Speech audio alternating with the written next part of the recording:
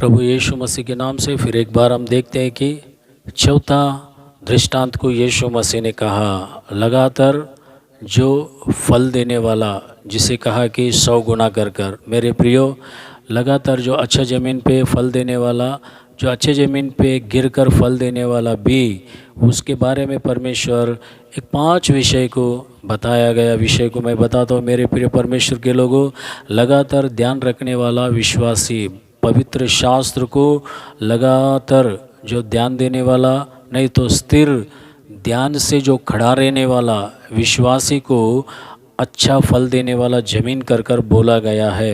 और देखते हैं कि निष्ठवान करके दूसरी बात हम देखते हैं कि जो अच्छा ज़मीन के बारे में निष्ठवान करके भी बोला गया है। मेरे प्रियो, तीसरी बात हम देखते हैं कि आत्माओं को कमाने वाला, अच्छा फल देने वाला ज़मीन के बारे में तीसरा पॉइंट ये है कि आत्माओं को कमाने वाला। आप देखिए कितना आत्माओं को कमाए हैं, घर के लोगों को, बाहर के लोगों को, मित्र के लोगों को, या फिर एरिया के लोगों को, शहर के अंदर, राज्य के अंदर कितना आत्मा को कमाया है।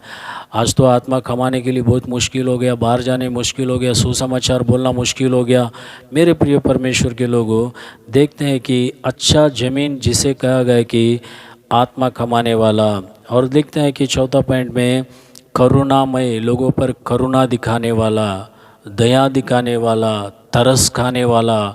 मेरे प्रियो, ये सब चीज़ जो अच्छे ज़मीन पर जो गिरा हुआ अच्छा ज़मीन को दर्शाने वाला शब्द है मेरे प्रिय परमेश्वर के लोगों।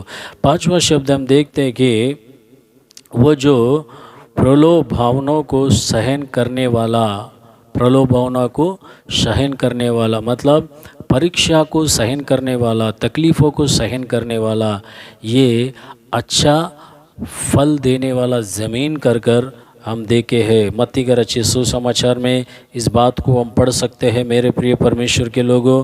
ये 5वां शब्द है, क्योंकि अच्छा फल देने वाला जो कौन था कि बाइबल से 3 व्यक्ति को हम जानते हैं कि एक मत्ती को हम देखते हैं, दूसरा जकया को हम देखते हैं, तीसरा जो है नतनीएल को देखते हैं। ये बहुत ही सहनशील के साथ फल देने वाला ज़मीन कर कर ये 3 को दर्शाते हुए प्रभु का वचन हमें मालूम पड़ता है। मेरे प्रिय, अंत में ये 4 बातों को बोलकर मैं समाप्त करता हूँ। मत्ती 23:1 से लेकर 13:29 तक देखते हैं कि शास्त्र सदस्य और फरीसी लोग जो है कठिन हृदय के थे। दूसरी बात, यूहन्ना 9:18-23 में देखते हैं कि अंधे का माता पिता, इनके अंदर जो पकड़ नहीं था इसलिए वे लोग ने गिर गए हैं। तीसरी बात हम देखते हैं कि प्रेरितों का किताब 8वां अध्याय 18 से लेकर 24 वचन तक हम देखते हैं कि जो सर्कस दिखाने वाला सिमियोन को बारे में हम देखते हैं। सिमोन के बारे में, ये जंगली बीजों को या फिर जंगली घास को उसे नहीं हटाते हुए, उसका व्यवसाय नहीं करते हुए, या फिर उसे सही रीति से देखभाल नहीं करते हुए ये बहुत ही निर्लक्ष्य किया है। निर्लक्ष्य करने से ये जंगली बीज उग गया है। ऐसे लोगों को हम देखा है मेरे प्रियो। चौथी बात हम देखते हैं यूहन्ना 1 अध्याय 43-47 से लेकर 51 वचन तक नतनीएल और मैथ्यू, जकया, ये अच्छे ज़मीन को दर्शाता कर कर प्रभु का वचन कहता है। मेरे प्रिय परमेश्वर के लोगों, उगने के लिए क्या रुकावट था? देखिए, हम देखते हैं कि परमेश्वर के राज्य के बातों को ग्रहण नहीं कर सके, और हम देखते हैं कि रास्ते के किनारे पर कुचला दिया गया है।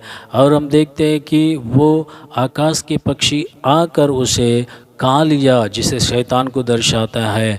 हम देखते हैं कि उनके अंदर रुकावट ये था कि उनके अंदर जड़ सही रीति से अंदर तक जाकर पकड़ नहीं था, इसके कारण हो गया। और देखते हैं कि बहुत सारे जो पीड़ा और तकलीफ, हिंसा, ये सब कारण के वजह से हो गया। और उनके अंदर लूक 8वां अध्याय 6वां वचन में देखते हैं कि गीलापन नहीं था, पवित्र आत्मा का जो गीलापन नहीं था, इसलिए वे लोग प्रभु का वचन को अंदर नहीं ले सके। नहीं तो इस संसार का विचार, धन का मोह, और देखते हैं कि ये सब कुछ अपने जीवन के अंदर दूसरे कार्य जो है उनके जीवन के अंदर जगह बना लिया था। मेरे प्रियो, लूका रचित सुसमाचार 8वां अध्याय 13 वचन में लिखता है कि उनके अंदर विश्वास नहीं रहने के कारण, या फिर 8:13 में लिखता है कि तात्कालिक विश्वास उनके अंदर था। मेरे प्रिय परमेश्वर के लोगों, 8:14 में लिखता है कि इस संसार का जीवन का संबंधित से जुड़ा हुआ सारे विषय पर ध्यान रखना।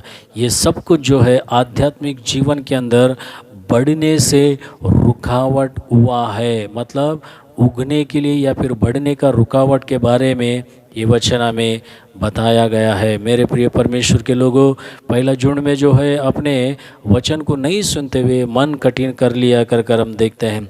दूसरा झुंड के अंदर देखते हैं कि हम वे लोग जो है पकड़ के अंदर मजबूती से नहीं था। तीसरा झुंड के अंदर हम देखते हैं कि संपूर्ण रीति से वे लोग व्यवसाय को नहीं किया और जंगली घास को नहीं हटाया कर हम देखते हैं। चौथा झुंड के अंदर पिता प्रिय परमेश्वर के लोगों, इसलिए वो अच्छे बीज को दबा दिया, वो निष्फल हो गया कर हम देखते हैं। चौथा झुंड के अंदर हम देखते हैं कि अच्छा जो ज़मीन है, हम देखते हैं कि वो अपने आप में वो फलवंत नहीं होता है। मेरे प्रिय, उसको फलवंत बनाने वाला भी यीशु मसीह होता है। हमने देखा सबसे पहले जो रास्ते के किनारे पर गिरने वाला, क्योंकि ये गिरने जो है गिरा हुआ बीज जो है अंदर से जाकर वो नहीं पकड़ पाया। दूसरा हमने देखा कि पत्थरों के बीच में वो ऊपर ही सिर्फ होने लगा था। तीसरी बात हमने देखा कि खाटे के बीच में वो सबसे पहले ये खाटा जो आक्रमण कर लिया। चौथी बात हमने देखा कि अच्छे ज़मीन पर, मतलब जो है ग्रहण करने वाला, सहनशीलता के साथ रहने वाले का हृदय के बारे में मेरे प्रिय परमेश्वर के लोगों, ये सारी बातों को हम देखते हैं। मेरे प्रिय परमेश्वर के लोगों, और अगर वचन के अंदर हम देखने जाएगा तो लूका रचित सुसमाचार 11वां अध्याय 37 से लेकर 54 वचन तक हम देखते हैं कि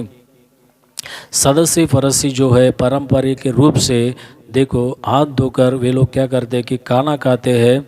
उस समय पर जो है यीशु मसीह को बातों से पकड़ने के लिए वे लोग राह देख रहा था। और मत्ती का रचित सुसमाचार 12वां अध्याय 46 से लेकर 50 वचन में लिखता है कि वो परमेश्वर के घर में रहने के समय पर ही यीशु मसीह की माँ और उसके भाई आकर उसे निंदा किया है, उसे टॉर्चर किया है कर हम देखते हैं। मेरे प्रियो, देखिए ये सब कुछ जो है यीशु मसीह की प्रतिष्ठिता, उसकी कीर्ति बढ़ते समय पर उसके चारों ओर रहने वाला जो लोग उस समय पर यीशु मसीह का निंदा कर रहे थे, उंगलियां उठा रहे थे, भिन्न भिन्न प्रकार की बातों को कर रहे थे, और उसका दोस्त और देखते हैं कि उसके विरोधी सब उसके आगे पीछे घेर कर खड़ा हुआ था, परिवार के लोग घेर कर खड़ा हुआ था।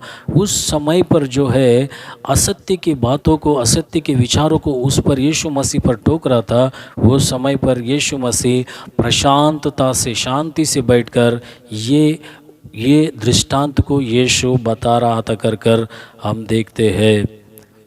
क्या मेरे प्रिय परमेश्वर के लोगों, इन वचन ये सब कुछ आपको समझ में आया रहेगा कर मैं समझता हूँ। ये चौथा शब्द के अंदर का कुछ बातों को और मैं बताकर ख़त्म करता हूँ। देखो, ये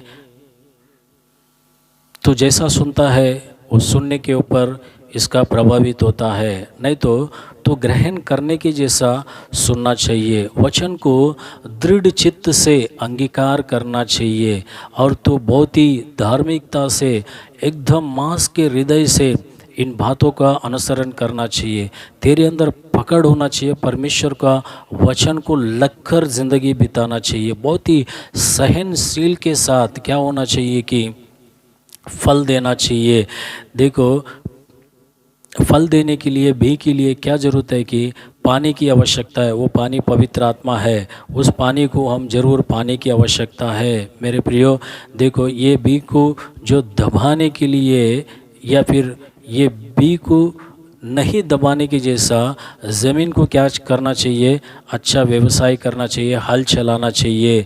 वहाँ वचन को जो है जो उठाकर नहीं लेके जाने के जैसा सारे पक्षियों को डांट कर भगाने की आवश्यकता है। मेरे प्रियो, वास्तव से यदि हम देखेंगे तो या ध्यान लगाएगा तो हम देखते हैं कि जो भी निराश होता है उसके पर जय पाना है तत्क्षण रूप से, मतलब वही समय पर जो कुछ हमारा सामने होता है उसके ऊपर जय पाने की आवश्यकता है। यीशु ही इन बातों को विवरण किया है। मैं देखते हैं कि प्रिय प्रभु के लोगों, जो भी वचन प्रकट करता है या फिर देता है वो कोई भी हो सकता है। मेरे प्रियो, बोने वाला जो है वो प्रभु का सेवक होता है। मेरे प्रिय परमेश्वर के लोगों, जो है बोना बोलेगा तो परमेश्वर के राज्य के बारे में जो वचन देना, इसका मतलब है कि जो ज़मीन बोलेगा तो इंसान का हृदय को दर्शाता है,